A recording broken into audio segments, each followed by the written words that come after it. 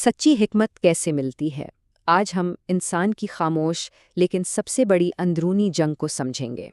کبھی سوچا ہے کہ ایک بہترین اور سمجھدار ترین ذہن کی اصل پہچان آخر ہوتی کیا ہے؟ اس کا بہترین جواب ہمیں امام علی علیہ السلام کے ایک بے حد گہرے فرمان سے ملتا ہے۔ یہ سنہری اصول تاریخ کی مشہور کتاب غرر الحکم کے صفحہ نمبر 216 پر آج بھی محفوظ ہے۔ اس فرمان کے مطابق انسان کی عقل اور دانشمندی کی معراج دراصل دو چیزوں پر کھڑی ہے، اور سچ پوچھیں تو اس مقام تک پہنچنے کے لیے ہمیں دو بہت مشکل اندرونی جنگیں لڑنی پڑتی ہیں۔ پہلی جنگ یہ ہے کہ انسان اپنے مذاق پر اپنی سنجیدگی کو ہمیشہ غالب رکھے، یعنی وقتی تفریح اور ایک بامقصد زندگی کے درمیان ہمیں شعوری طور پر سنجیدگی کا انتخاب کرنا ہے۔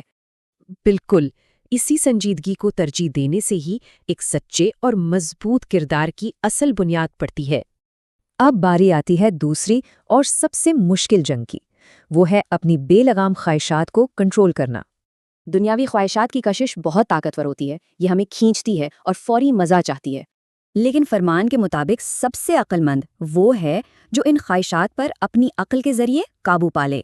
مطلب ہماری رہنمائی کرنے والی عقل کو ان اندھی دنیاوی خواہشات پر ہر حال میں حاوی ہونا چاہیے۔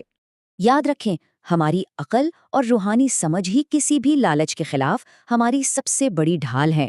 پہلے خواہش کو پہچانیں، پھر اسے اعلیٰ عقل سے دبا دیں۔ یہ ذہن کے جسم پر مسلسل فتح ہے۔